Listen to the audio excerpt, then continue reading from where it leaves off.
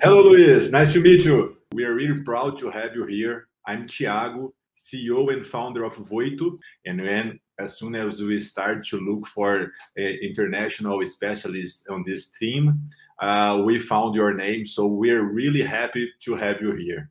Thank you. Thank you for the words, the kind words, and thank you for the invitation. It's a pleasure to get this opportunity to work with you.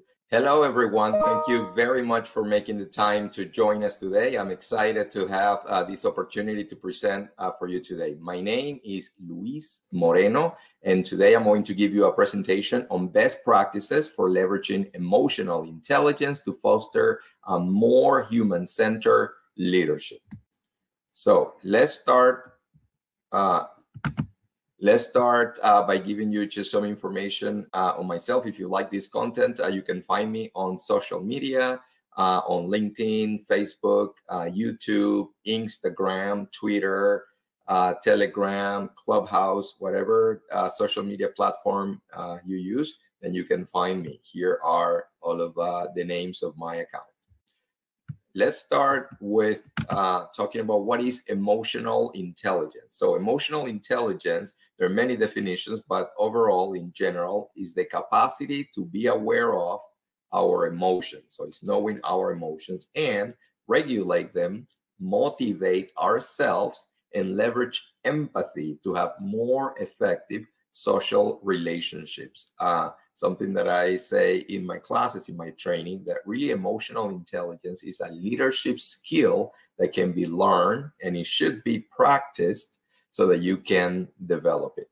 So let's talk about the main component of emotional intelligence. There are many authors on emotional intelligence, and some of them list, from 3 components all the way to 10 components. But here are the 5 most known components of emotional intelligence. The first 3, I call them the self trio, and they are self-awareness, which is the ability to know ourselves, to understand our emotion, how we come across, what we say, what we do.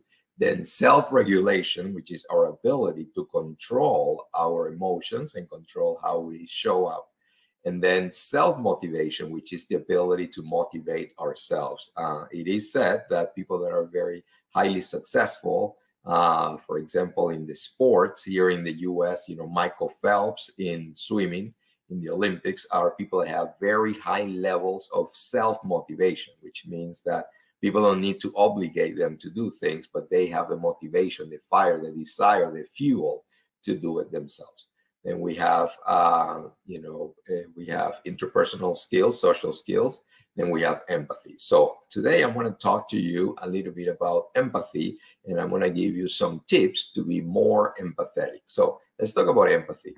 So empathy, here I have a very, very long definition of empathy, and I'm going to read it here for you and with you. But empathy is the action of, understanding, being aware of, being sensitive to, and vicariously experiencing the feelings, thoughts, and the experience of another, either in the past or present, without having the feelings, thoughts, and experience fully communicated in an objectively explicit manner. As you can see, that's a very, very long definition, but it's actually very important because it has a lot of important components that I'm going to talk about here today. But in conclusion, an easy way to think of empathy is that it is a decision to feel in union, also to think in union, or to experience in union with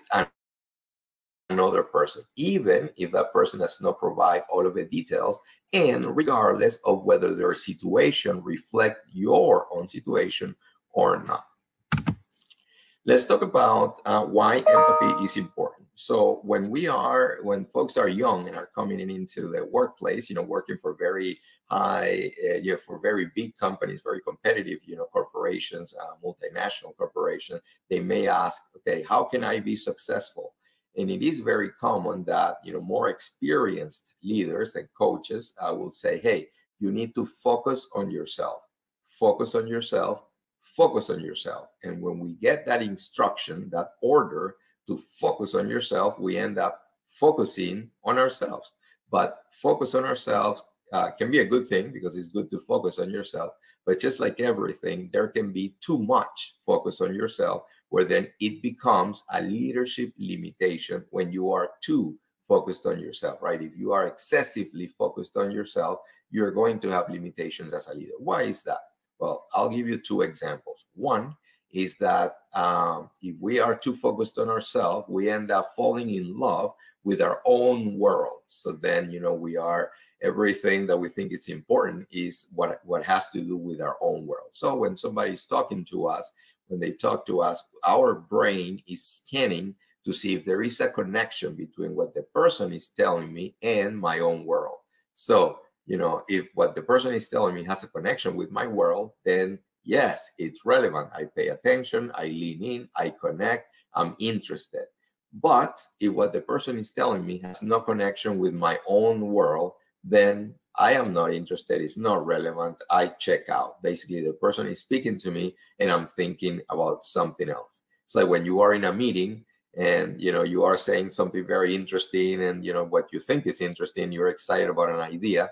And when you finish talking and the next person starts talking, the next person says something that has nothing to do with what you said.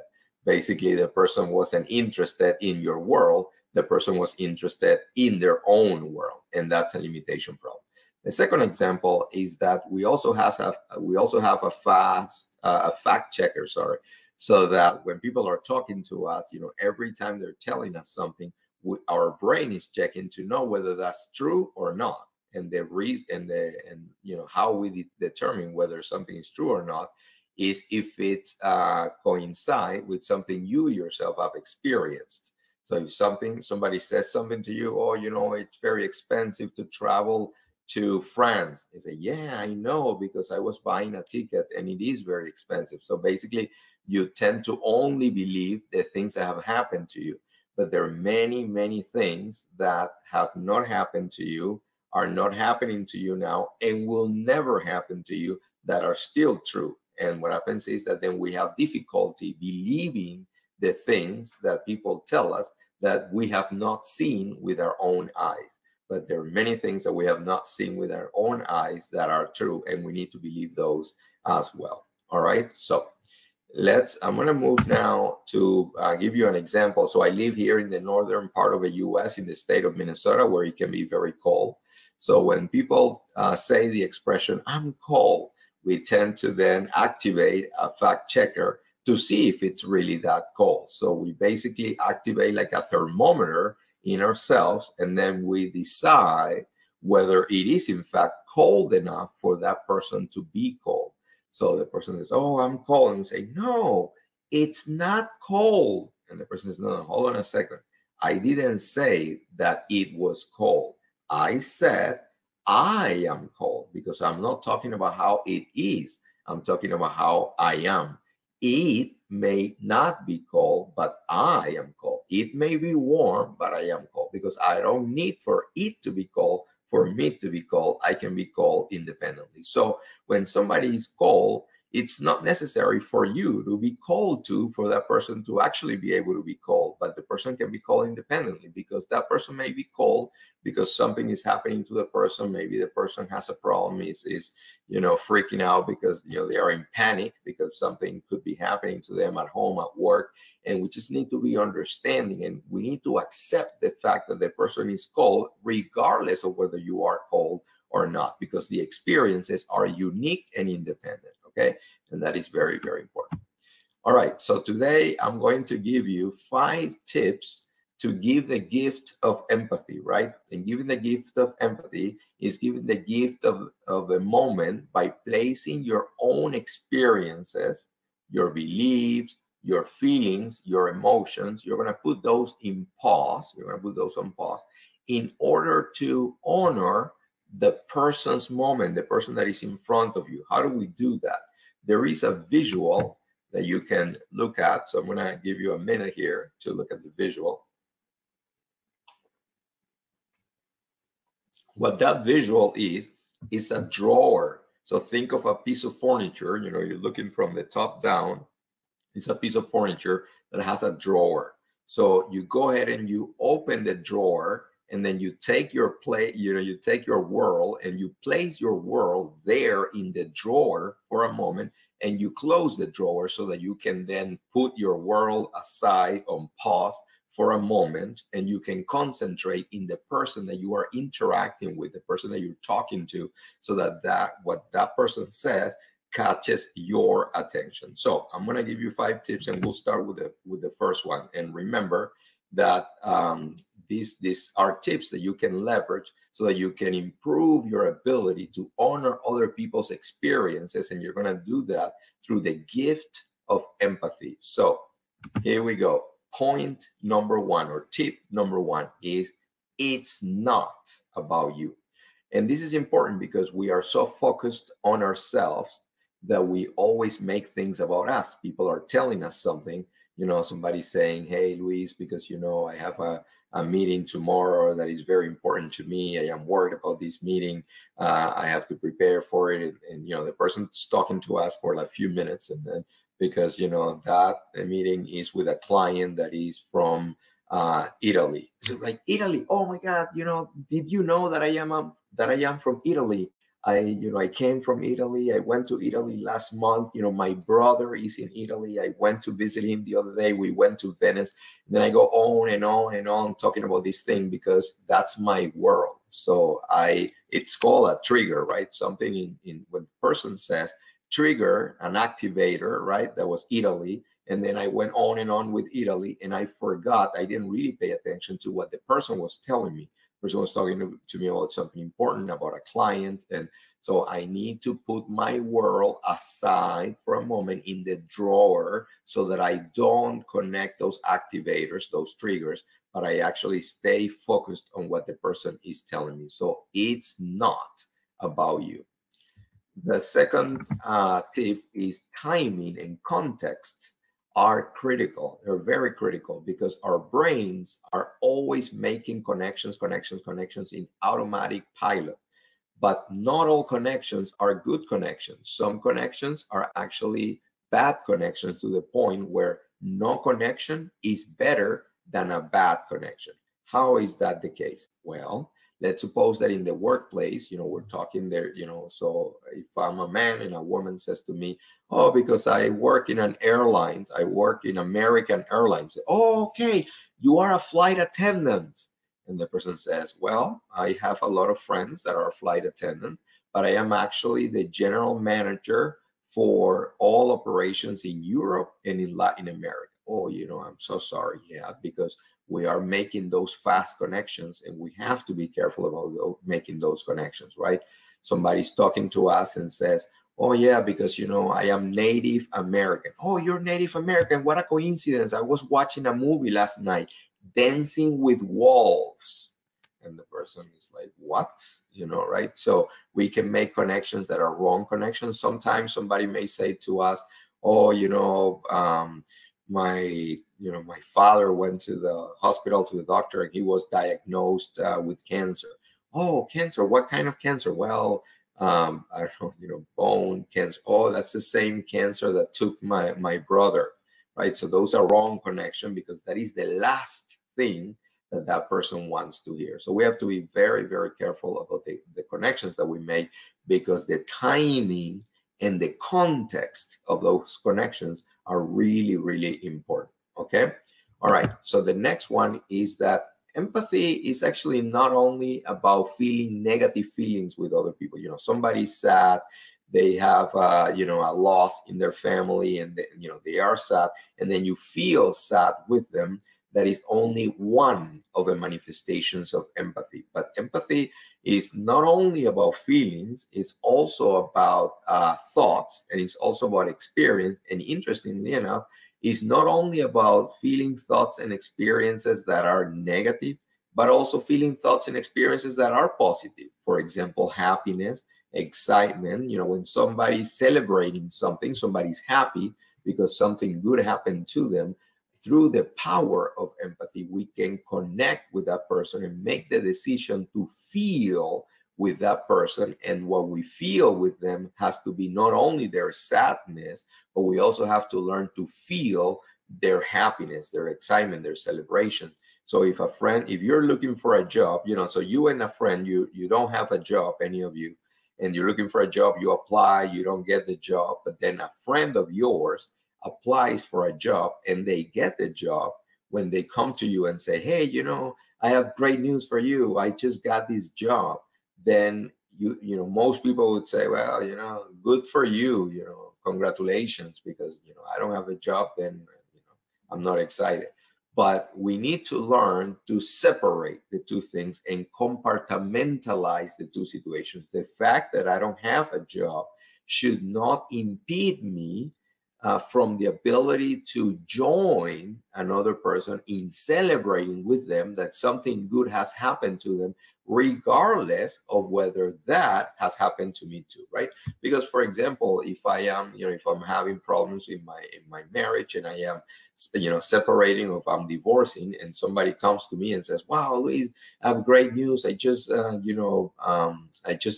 engaged to be married, to get married. I say, well, okay, good for you. I hope it's good for you, right? Because then I have resentment because it's something good is happening to somebody else and it's not happening to me. No, we need to learn to join that person in something good that is happening to them. So tip number 3 is we need to embrace all feelings and any feelings, not only the feelings of negative feelings, right, but also the positive feelings. Tip number 4 is actually very, very important, which is that we need to let people own their experiences. What this means is that many times, because we are good people and we want the best, for others, when somebody comes to us to share with us that something bad has happened to them, we want to help. And the way that we want to help is we look for ways to communicate to that person that what is happening to them is really not that bad, right? So then they say, at work, for example, they say, hey, what's happening? Paul, he says, well, I am very sad. Why? Why are you sad? Well, because I lost 3 accounts. Oh, you lost 3 accounts. Don't worry about it. Like, we're going to be losing accounts all the time. Forget about it. Like, be happy. What accounts did you lose? Well, I lost McDonald's, Coca-Cola, and Apple. Oh, don't worry about it. There are many. There are thousands of Apples. There are thousands of Coca-Cola. There are thousands of McDonald's. Well, that is not true, because there are not thousands of Apples. There are not thousands of Coca-Cola. There are not thousands of McDonald's. So we are looking for ways to tell the person that what happened to them is really not that bad. But by doing that, we're actually doing a disservice. One, because in a way we're lying, because we're saying that what happened to them is really not that bad when it actually is. And second is because the way that we learn, the way that we human beings learn and heal is by actually going through the pains of the experiences. So when something bad has happened to us, we need to have the opportunity to experience that something bad that happened to us, because we're going to learn and we're going to heal and we're going to grow by actually going through the experience, right? And in a way too, when somebody is sharing their experiences with you, when you tell them that what is happening to them is really not that bad, in a way you are invalidating their feelings, their thoughts and experiences, which in some cases can be even gaslighting, right? Which is when you make somebody, you're basically kind of ignoring or dismissing the experience that somebody is having, right? Somebody calls you from the road in worry and say, oh, I'm calling here from the highway because I have a flat tire. Oh, you have 1 flat tire? Oh, you still have the 3 other tires are good. So, you're good. Only 1 of the 4. So that's how, or you say, hey, my neighbor's son just got killed in a car accident. Oh, no. How many kids did he have? Oh, well, he has 4. Oh, okay. Wow. I was worried. I thought that he was the only one.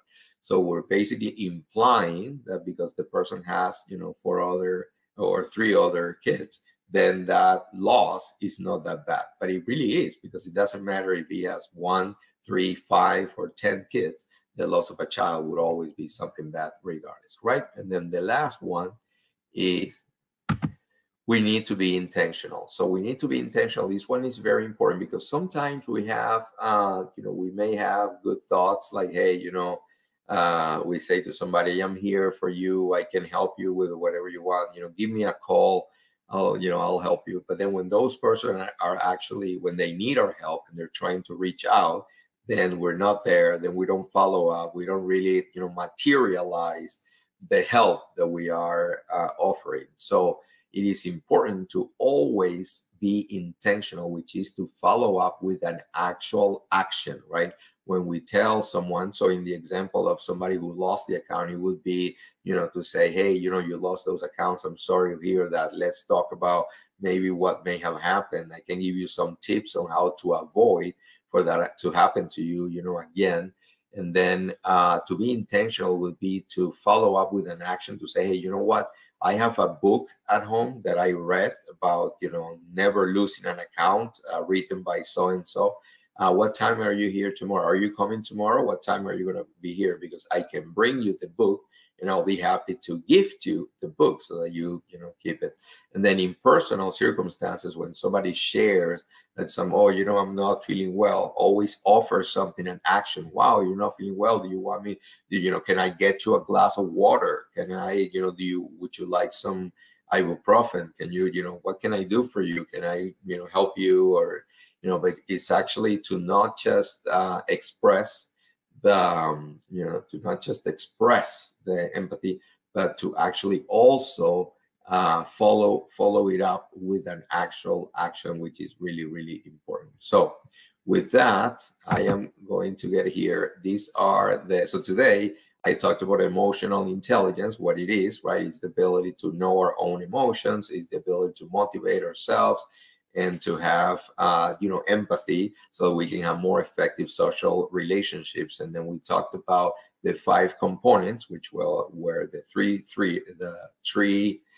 self trios, which are self-awareness, self-regulation, and self-motivation. We talked about empathy, we talked about social skills, and then I gave you 5 tips to give the gift of empathy, which you have right now in your screen, which are: it's not about you. Remember, your brain has an automatic pilot function to make you the protagonist or the most important character for every story. And we need to stop our brain from doing that, because we need to allow for it to be about other people as well. It cannot always be about us, right? And the second tip, which is timing and context, are critical. Very important, because our brain is always making connections, and we have to stop our brain from making those connections, because sometimes those connections can be bad connections and they can get us in trouble. Number 3, we talked about the fact that empathy gives us the ability to feel in union with other people, not only the negative feeling, thoughts, and experiences, but also the positive ones. And that is key, when we can join someone else in feeling a positive feeling. And then number 4, let people own their experiences. Don't invalidate people's experiences by telling them that what is happening to them is really not that bad, because it could very well be. And we need to just accompany them in feeling what they're feeling, thinking what they're thinking, experiencing what they're experiencing, so they can feel supported, accompanied, heard, seen, right? And then in number 5 is to be intentional, which is not to use our words only, and not because we feel the empathy, we express the empathy with our words, but it's also important to follow up with an actual action, which is, you have, when you join someone in feeling what they're feeling, that is called emotional empathy, right? Because you're empathizing with somebody emotionally. Then when you go ahead and express by, connecting with what the person is thinking, then that is called cognitive empathy, because you're actually, from an intellectual standpoint, you're trying to understand what the person may be thinking, feeling, or experiencing. And then when you follow up with an action, that is called compassion empathy, which is, in this case, you have the compassion to support the person through an actual action, which makes the difference. So today I gave you those 5 tips, and I hope they are valuable for you. Congratulations on wanting to be better, to learn, to grow. My name is Luis Moreno, and if you like this content and would like to have more, feel free to follow me up on social media. I am on LinkedIn, Instagram, Twitter, Clubhouse, Telegram, Facebook, whatever social media you use. It's been a pleasure. Thank you very much and have a great day. Hello, Luis. Congrats again for your speech. I'm sure that it will help a lot of leaders here in Brazil to develop their skills. And I enjoy so much your 5 tips of how to become an empathy leader, right? That's a really important skill for any kind of leader, right? And then, as I told you, we will separate some of our students' questions. And the first one is really special because I think it's like a personal big challenge for me, actually. So I will please, production, put on the screen. Deborah Ferreira. How can I become a more human leader in face of the challenges of remote work? You know that nowadays, even more with the pandemic, the companies are starting to redesign their process, their management system, so that they can balance the quality of life and then the productive, right? So things are changing very fast and at this area. Companies needs to understand how to lead with this new moment, right? How to manage it. It's not okay anymore to force the employees to stay at the company all the time. Otherwise, you can lose your workforce, right? So how to become a leader, a human leader, in face of this distance after the pandemic, this distance with the remote work ways? Yes, no, great question. Thank you very much for the question. And this is actually a very, very important question because one of the things about leadership is like everything, it actually evolves. So what the people want from their leaders today is different than what people wanted from their leaders in the past, right? So in the past, it was very highly valued for a leader that was pushing for productivity, production, financial results, ROI, return on investment, earnings, money. And that was, the leader that could push the company to grow fast. That was a very highly valued leader. But in the pandemic, over the past, 2.5 years, and with the, now that we're seeing a lot of the disparities in social and racial, the social and racial disparities that we're seeing, what we're finding is that organizations are wanting a different kind of leader. And it's a leader that, of course, grows the company, is a leaders that have a vision, but these are leaders that can connect with people because they really care.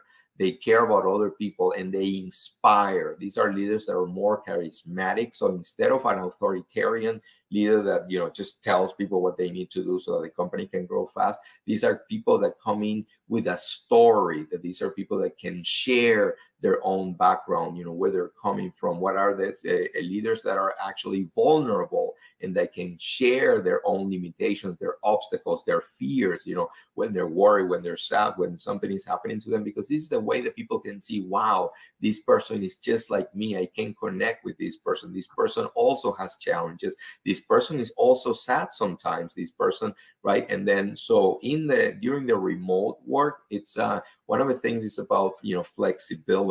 It's about understanding that, to provide people the grace and the opportunity to have a more balanced, work life, which is really, really important. So, for example, I have been in meetings that when the meeting starts, let's say, for example, the meeting is at 10 a.m. and the meeting starts literally with the leader saying, okay, here is the agenda. We're going to cover this, and this. And it's like, wow, are you going to ask me how I am doing? Are you going to say hello? Are you going to, right? We need to connect. And there is a cultural component to that because in some areas of the world, like the south of Europe, for example, and in Latin America, you guys are in Brazil. I was born and raised in Venezuela. Right, it's important to connect, culturally with, to ask, how are you doing? Is everything okay? Like you did in this meeting today when we started. The first thing that you did was to say, hey, Luis, how are you doing? Thank you very much for working with us, right? And we didn't go straight into the, objective because it's important to be human enough to connect with the other people by showing them that we genuinely care. So more than ever, choose empathy with sympathy, right? That's very important. Yeah, and empathy, so there's a difference between sympathy and empathy. But what I recommend to people that although it's good to have sympathy, right, and it's important because it's just kind of a way to show to someone, it's just kind of being friendly. Empathy has the it's the your genuine, sorry, when you authentically care about other people. So it's not just kind of an act of, oh, hey, looking friendly, but it's actually engaging and making the decision to join, feel, or experience something with somebody else. Great, great. Let's go to Lucas Inácio question. I feel like my leader doesn't care about the company. What steps can I take to change it?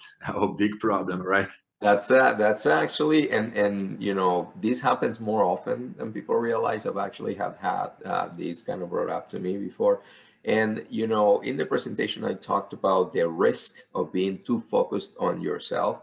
So you have leaders have actually been promoted and they get all the way to the top because they have a big interest in themselves, a big focus on themselves, and that focus on themselves feels as acts as a motivation for them to do more work, and so they're growing these companies very fast, right? Because they have this focus on themselves. But what they don't realize is that sometimes that becomes is an egocentristic thing where the person is so self-centered that they really, once they are at the top and they're leading organizations, the organizations realize that their employees don't connect with them. The employees don't feel value.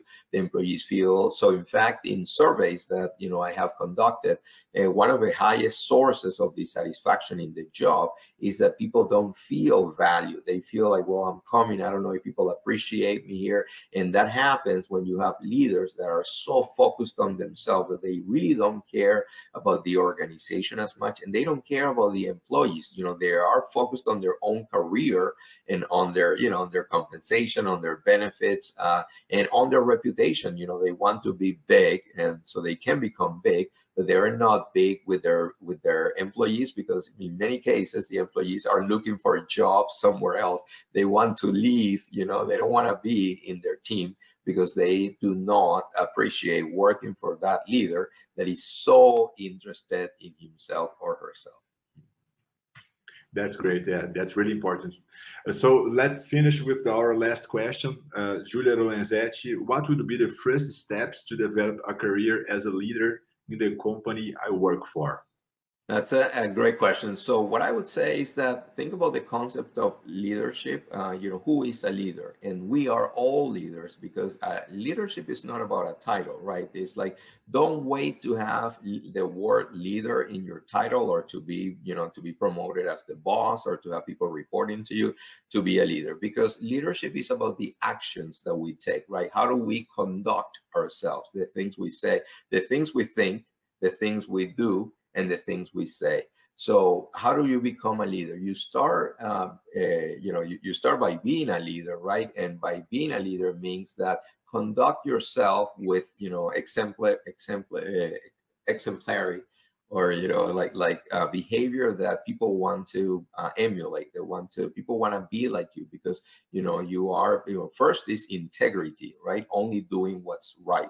And then also having the empathy to know, how are you coming across? How are you making people feel? So when there is in the office, when you come in, how do you change the energy in the room? Is the office better when you're in, or is the office worse when you're in? Because when you come in and people are like, oh, here is Frank, here is Maria, and it's because it could be. So when we get into the office, we change the energy in the office. But the question is, how do we change the energy in the office? Do we change it for the good, or do we change it for the worse? And the way that we change that is about how we conduct ourselves. How are we treating other people? How are we making them feel? Are we following up on our action? Are we reliable? Are we trustworthy? Are we bringing good ideas? Are we positive, or are we negative? When somebody comes to us and shares an idea with us, how do we react to that idea? Do we have the empathy to get excited about somebody else's idea, or do we respond, oh no, please, we tried that already, we tried that a number of years ago, that's not going to work, right? So when we are bringing when we're bringing that energy that is negative, that is heavy, that we're kind of slowing things down, we're making people feel bad about themselves, we're actually bringing stress and fear, we're pushing people to do things that are outside of their capability, we're not providing them with the right training. That's obviously how we do not become leaders. How do we become leaders? It's about having the empathy to care about other people, is to think, to have a curiosity, to ask people about what they need, and then to follow up with intentionality, to have the action to provide people what they need, the resources that they need, the onboarding, the training, right? And just always offer yourself to help.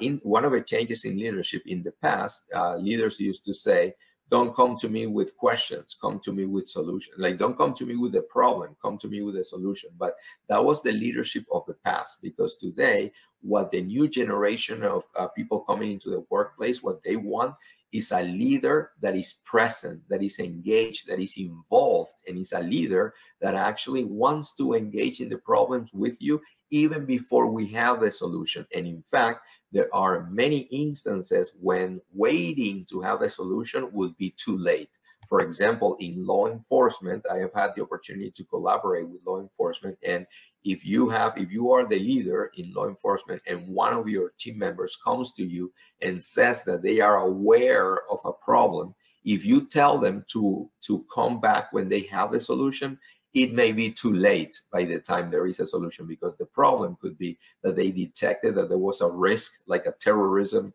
risk. And if you don't act now and you don't work with them, it may be too late.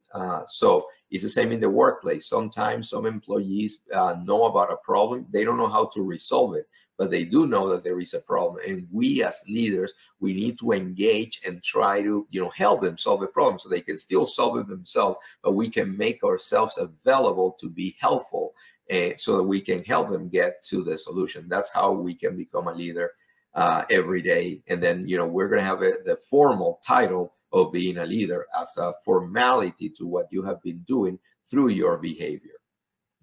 Great. That's amazing. That's amazing. I always say something like this: you need to develop yourself, and then you will become a leader with your team. It's better when it comes naturally, right? Yes. And one final thought quickly. I was it was actually with the CEO of a company recently, and we had a great conversation. And one of the things that I really was impressed with and admire from the conversation was that the CEO of this huge technology company was talking about the importance of leaders to educate and prepare themselves. So prepare. What does that mean? In many cases, there are people who become leaders just accidentally by the fact that they can get things done. So if you work in an organization and you have, the intentionality and you have the technical knowledge, and then because you get things done, the company promotes you to become the leader, where you end up, managing people, and you end up basically managing, large departments or the entire organization.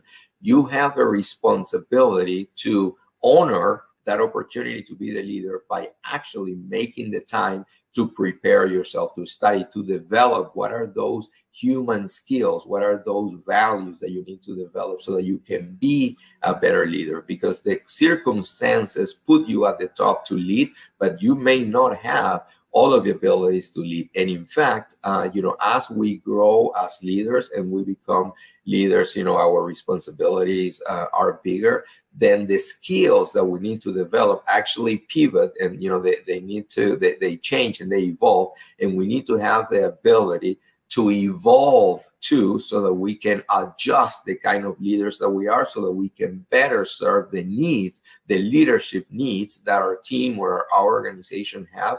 So always a good idea to spend the time to learn, through read a book, watch videos, YouTube, listen to podcasts and conferences like this that are very important, so that we are always opening our minds to new perspectives that can help us to grow and be better as leaders every day. Yeah, and that's also a big challenge for most of companies. They need to create process to develop their leaders, right? Most of young leaders, and yeah, that's a very important thing. So one last thought is that what you said is very important. That companies want great leadership, but not all companies are actually investing in great leadership. Why do I say that? Because one of the most important components about leadership for people to be better leaders is actually the education and the training. So organizations need to have the budget, they need to invest the money to be able to bring the content and the education, to have experts that come in, from the outside or from the inside, to actually provide the training, the consistent and constant training, so that their leaders are consistently learning, so they can be growing right through practice. So it is, in many cases, companies, contact me and say, we love your content. I would love to bring you in. And so how much do you charge? And then when I tell them, we're like, oh my God, I wish that we had the budget. It's like, what do you mean? You don't have the budget? So it means that you're telling your leaders that you want great leadership, but you're not actually planning for great leadership. Because when you plan for great leadership, that plan includes the budget, so that you can pay for the training that your leaders need to continue to grow as leaders. Yeah, so here, my friends, we have an opportunity for all the managers that are listening or looking this video to find a man, we already find it, to keep in touch with Luis, so that we can understand how to develop your leaders and to achieve better results in your company. Thank you very much, Luis, for your knowledge, for your thoughts. Thank you very much for your empathy with us, and to keep this summit bigger and help us at this journey to share knowledge and to development people that we know that's a very pleasure and a great opportunity to have this mission together, all right? So thank you very much again. I'm sure that people here in Brazil enjoyed so much your knowledge and your thoughts, and it will help us to become more leaders, to have better results, and to have a better society as well. Thank you very much. I want to thank you. I want to thank you for the opportunity. Obrigado, muito obrigado. It's been a pleasure to get this opportunity to collaborate with you, and I look for more and more opportunities to do more work together. Congratulations on coming up with this great conference, QP, quality and productivity. I love it. So congratulations to everyone watching this video for wanting to make the time to grow and be better. And good luck on your journey to grow as a leader. It's been a pleasure, and I look forward to connecting. See you. Thank you, Luis. Bye-bye.